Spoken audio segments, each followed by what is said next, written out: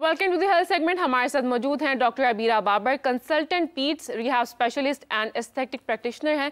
इनसे बात करेंगे जॉइंट पेन के हवाले से। अस्सलाम वालेकुम अबीरा। वालेकुम अस्सलाम। Welcome to the show. कैसे हैं आप? मैं ठीक हूँ, आप कैसी हो? अल्लाह का शुक्र। अबीरा, जॉइंट पेन के हवाले से अगर मैं बात करूँ, हम अक्सर देखते हैं कि एक स्पेसिफिक एज के बाद, इवन मिड 30s 40 के बाद आपको एक स्पेसिफिक जोड़ों में दर्दें शुरू हो जाती हैं, कमर में दर्दें, तो इसकी क्या वजह है? अच्छा, बेसिकली हमें अब ख़वातीन को स्पेसिफिकली ये जान लेना चाहिए, अब इतनी अवेयरनेस है नेशनली भी इंटरनेशनली भी, कि आपको ये पता होना चाहिए कि after the age of 30 and even nowadays 25 के बाद भी लड़कियों को ओस्टियोपोरोसिस स्टार्ट हो जाता है। और ओस्टियोपोरोसिस की वजह से डेफिनेटली, क्योंकि आपकी हड्डियाँ जो हैं वो कमज़ोर हो रही हैं, तो डेफिनेटली आपके जो जोड़ हैं उनमें दर्द होना बहुत आम चीज़ है।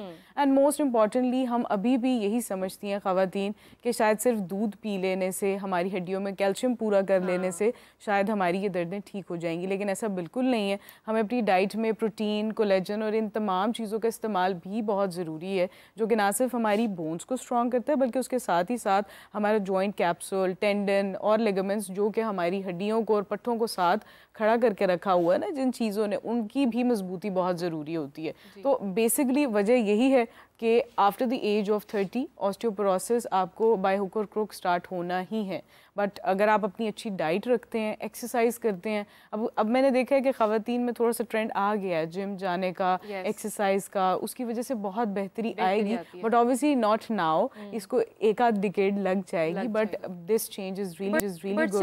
Abira, doctor Abeera, there are many differences ना, ख़वातीन को पता नहीं चलता है कि वो बहुत से लाइफस्टाइल चेंजेस हैं वो वक्त के साथ अडॉप्ट नहीं करती हैं। बिल्कुल। तो सबसे पहले रीजंस पे बात करते हैं कि इतनी अर्ली एज में, जैसे आपने बात की कि 25 में भी समटाइम स्टार्ट हो जाता है, तो इसकी रीजन क्या होती है? अच्छा, सबसे पहली वजह तो इसकी फास्ट फूड है, क्योंकि आजकल जो है हमारे टीनेजर्स देख लें, आप स्कूल गोइंग किड्स देख लें, लंच बॉक्सेस तब्दील हो गए हैं। बचपन में हम पराठे नहीं खा रहे हैं, हमारे पास सीरियल्स आ गए हैं, बॉक्स पैक्ड ग़िज़ाएँ हमारे पास अवेलेबल हैं फास्ट फूड की वजह से, क्योंकि हमारी बॉडी में जितनी हमारे पास प्रोटीन होना चाहिए, प्रोटीन रिप्लेस हो जाता है फ़ैट से, और जब फ़ैट डिपोजिशन ज़्यादा हो जाती है तो कैल्शियम की भी अब्जॉर्प्शन बहुत मुश्किल हो जाती है आपकी बॉडी में। तो आप देखें कि अब ओबीस होना एक बहुत ही आम सी बात हो गई है, और 90% बल्कि 99% मैं तो कहूँगी ख़वातीन जिम इसलिए जाती हैं ताकि उनका वेट रिड्यूस हो सके। तो चाहे वो 14 साल की उम्र में जा रही हैं या फिर वो 40 की उम्र में जा रही हैं, मोस्टली यही चाहती हैं कि उनका वेट रिड्यूस हो। लेकिन उन्हें इस चीज़ को भी इंट्रोड्यूस करना चाहिए, जिस तरह से अब मुझे याद पड़ता है हमारे बचपन में पीटी आर्स होना बहुत लाजमी होते थे, स्पोर्ट्स आर होते थे, और उस पर प्रॉपरली खेला जाता था। अभी वो चीज़ें बहुत तब्दील हो गई हैं। बहुत स्पेसिफिकली बच्चों को बाहर निकाला जाता है। एनवायरमेंटल चेंजेस भी एक बड़ी वजह है, स्मोक वगैरह, इन सब को भी देखना होता है। लेकिन अगर आपके पास जिम की फैसिलिटेशंस जो हैं वो आसान बना दी जाएँ, एक्सेसिबल बना दी जाएँ, और ख़वातीन स्पेसिफिकली टाइम निकालें, चाहे वो किसी भी एज में।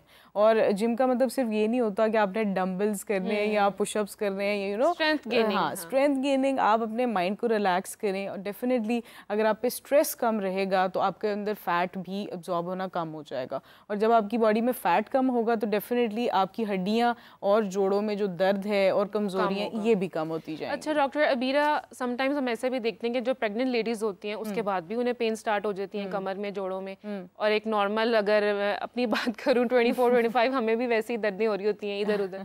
तो ऐसे में हमारा जो डाइट है वो क्या होना चाहिए, डाइट प्लान? प्रेगनेंसी को तो हम बिल्कुल सेपरेट रखते हैं ना, बिकॉज प्रेगनेंसी ना सिर्फ अपनी सेहत का हमने ख्याल रखना होता है, बिकॉज डेफिनेटली खातून की अपनी न्यूट्रिशनल वैल्यू अच्छी होगी तभी वो एक सेहतमंद बच्चे को जन्म दे सकती है। सबसे पहली तो बात ये क्लियर होनी चाहिए। तो वो आम खातून से तो उसको न्यूट्रिशनल वैल्यूज़ भी ज़्यादा चाहिए, उसको दूध भी ज़्यादा पीना चाहिए, अंडे ज़्यादा खाने चाहिए, सैलड्स को ज़्यादा इंट्रोड्यूस करना चाहिए अपनी बॉडी में, और कोशिश ये करनी चाहिए कि देसी घी का इस्तेमाल लाजमी करें। और अगर लड़कियों की बात की जाए जो आपकी एज की हैं, हमारी एज की हैं, कुछ आगे पीछे एज की हैं, लेकिन ये वाली जो एज होती है आपकी मिड 20s 30s, इस एज में this is the best time कि आप जो भी खा रहे हैं उसको मेटाबोलाइज प्रॉपरली करें, आप उसको यूटिलाइज लाजमी करें। अब बहुत सी ख़वातीन ये तो कहती हैं कि हम दूध पीते हैं, रात को दूध पीती हैं और सो जाती हैं, लेकिन आपने दूध को हजम तो नहीं किया ना। अब डेफिनेटली वो आपकी बॉडी पे मसल बिल्ड करने के साथ साथ फैट भी लेकर आएगा। तो आप कोशिश करें कि आप शाम के टाइम तक, मतलब मगरिब से पहले पहले, जितनी भी हैवी डाइजेस्टिव फूड्स हैं जिनको हजम करने में थोड़ा टाइम लगता है वो आप पहले ले लें। और कोशिश ये करें कि चावल, चीनी और इस तरह की कोई भी ग़ज़ा जिससे आपको पता है कि आपकी बॉडी में कार्बोहाइड्रेट ज़्यादा हो जाएगा, उसको आप अवॉइड करें। चावल, चीनी, चॉकलेट, चाय, ये तो वो चीज़ें हैं जो कि आप अब किसी भी डॉक्टर के पास जाएंगे ना, वो साइड पर लिख दिए हुए हैं कि 6 से शुरू होने वाली ये 7 जो ग़ज़ाएँ हैं वो आपने नहीं खानी है, क्योंकि अगर ये आप खाते हैं आपका वेट गेन होगा, and weight gain is the root cause for any type of problem in your body. तो मतलब what's the best time to eat your dinner? Dinner आप मगरिब से पहले, एक देखें ना, एक तो हमें बहुत सारी चीज़ें जो हैं हमारा दीन बहुत आसानी से सिखा देता है, लेकिन हम क्या करते हैं, हमसे ज़्यादा ये चीज़ें जो हैं बाहर के मुल्कों में फॉलो की जाती हैं। आप अगर कभी भी कहीं पर इंटरनेशनल टूर करने के लिए जाएँ, आप देखें यूके, यूएसए, हर जगह पर 5 बजे, कहीं पर 7 बजे बंद हो जाता है, पूरा शहर बंद हो जाता है, आपको कुछ नहीं मिलता।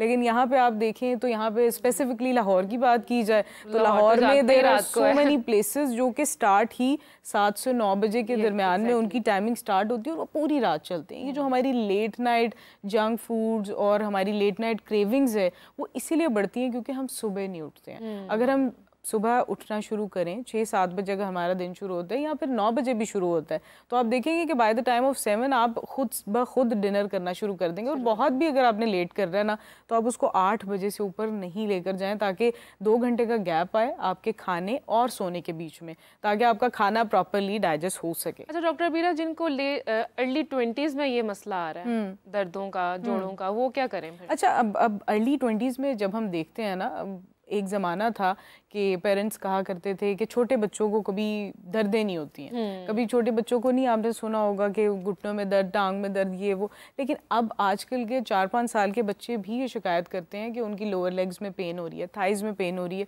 वो इसलिए होती है क्योंकि उनकी बॉडी में आयरन का जो लेवल है वो बहुत कम होता है। आयरन का लेवल कम होना, एनीमिक होना, न्यूट्रिशनल डेफिशिएंसीज, B12 का कम होना आपकी बॉडी में, फ़िश का कम इस्तेमाल करना। अब जैसे कि मौसम आ रहा है फ़िश का, तो मेरा ख्याल है आप सबको फ़िश को अपनी लाइफस्टाइल में इंट्रोड्यूस करना बहुत ज़रूरी है। हमारी कोशिश ये होती है, आजकल लड़कियां मोस्टली चिकन जो है वो प्रेफर करती हैं और वही पोल्ट्री पर ही हम चल रहे हैं। एक दिन में सबको पता है मुर्गी तैयार हो जाती है और वही मुर्गी जो है हम 10 मिनट में, 10 मिनट भी क्या 5 मिनट में वो हम पका कर खा लेते हैं। ना तो मटन खाने का वो ट्रेंड रह गया है, ना बीफ खाने का, और फ़िश से भी कुछ ख़वातीन को बहुत ज़्यादा होता है कि हमें स्मेल आती है या पता नहीं। महंगाई भी तो इतनी हो गई है ना, क्या करें। अब देखिए महंगाई के साथ साथ देखिए बेसिक हर कोई अफोर्ड नहीं कर सकता। हाँ बिल्कुल नहीं कर सकते हैं, बट कोशिश ये करें, उसके अल्टरनेटिव्स भी मौजूद हैं। आप अंडे ले सकते हैं, ठीक है, आप उसके साथ ही साथ देसी घी आप घर में बना सकते हैं। दूध तो आपके घर आता है ना, अब आप उस दूध से ही कोई 5-7 तो चीज़ें ऐसी हैं कि आप दही बना लें, मक्खन बना लें, घी बना लें।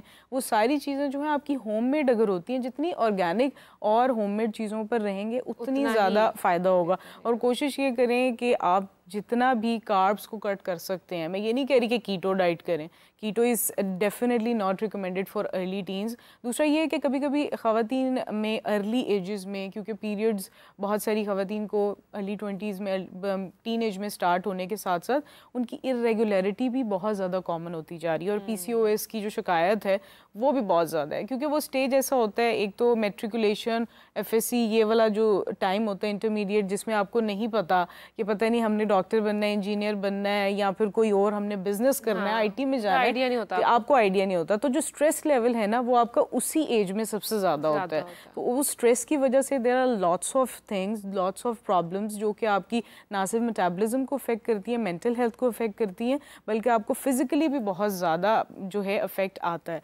And as you all know there are so many researches जो कि इस बात को प्रूव करती हैं कि अगर आपको कोई भी मेंटल स्ट्रेस है उसकी वजह से भी आपकी बॉडी में बहुत सारी पेन्स हो सकती हैं। अच्छा डॉक्टर वीरा, अगर मैं बात करूं घरेलू ख़वातीन की जो घर के काम काज इतने बिजी होती हैं, किचन में, घर की सफाइयों में, तो कहीं ना कहीं उन्हें ना दर्दें निकल ही आती हैं। बिल्कुल। तो ऐसे में उन्हें कैसा लाइफस्टाइल अडॉप्ट करना चाहिए कि क्या क्या उनकी डाइट में चीज़ें डेली ऐड होनी चाहिए? सबसे पहले तो आपकी रोज़ाना की जो ग़िज़ा है उसमें दूध, अंडे, सब्जियां, गोश्त, चारों ही चीज़ें शामिल होनी चाहिए। हम क्या करते हैं, अगर एक दिन हमारे घर दाल बनी है तो हमने सुबह दोपहर शाम दाल ही खा लिया। जिस दिन हमारे घर गोश्त बना है 2 टाइम वो गोश्त खा लिया, नेक्स्ट डे उसी का सालन खा लिया।